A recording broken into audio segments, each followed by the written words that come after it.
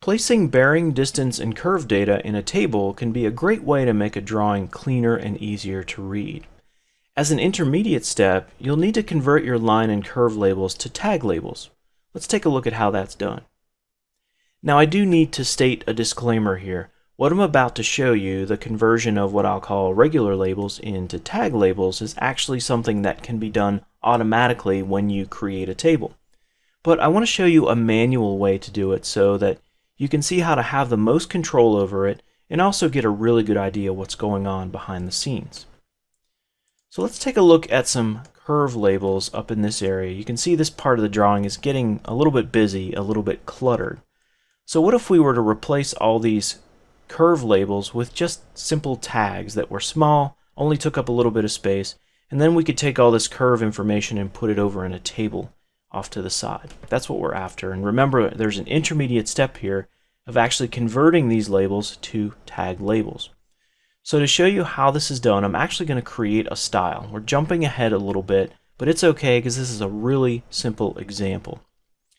I'll expand Parcel. Notice I'm on the Settings tab of the tool space. I'll expand Parcel, and then Label Styles, and then Curve. And I'm going to right-click this delta over length and radius. That's the style we're currently using. I'll right-click and say New. And because I've right-clicked a style that already exists, it will create a child of that style. I'm just going to replace the word child with the word tag here to change the name, give me an indication of what it's for. And then I'll go to the General tab, and the only thing I'm going to change, there's going to be one difference between this child style and its parent, and that's this display mode setting, which I'll change to tag. Click OK, and now I've got a brand new style here that's configured to be a tag. Next, I'll grab one of my labels, and I'll right-click and go to Label Properties, and simply change that style to the tag style. And here we see the new designation, which simply says C1.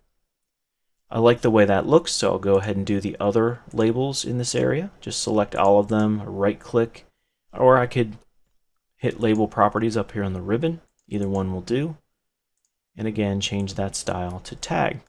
So that looks great, except these really aren't in any kind of nice order. So I want to fix that. I want to renumber these tags. So to do that, I'm going to use the Modify tab of the ribbon, and then Parcel, and you'll see a Renumber Tags command here.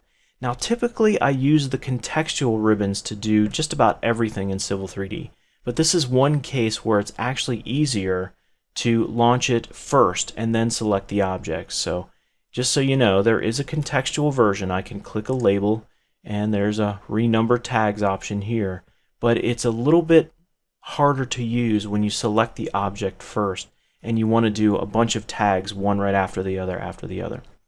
So again, we'll go to Modify, Parcel, and then Renumber Tags. Alright, I'll go to Settings to make sure my next increment is 1, because that's what I want to start is at curve starting number 1. That's good. And I'll click my first label, and it says, wait a minute, there's already a C1. It's up here. But if you want to, I'll let you go ahead and create a duplicate. Yes, that sounds good. I'll go ahead and create the duplicate. Now I have two C1s, which is a bad idea, but I know I'm going to ultimately finish this sequence out, and I'll fix that up. So the increment automatically bumped up to 2, and that's what I want this to be, so that's good. And then the next one is C3, so I'll click that one. That's good. Here we want C4. Click that one. And then the last one is C5. It's already what I want it to be, so I can press Enter, and my renumbering is complete. Now I do want to be careful, however. I never clicked C5, so if I were to repeat that command again, go to Settings, the next curve number is 5, so I probably would want to bump that up to 6. But I don't have any more to do, so I'm good there.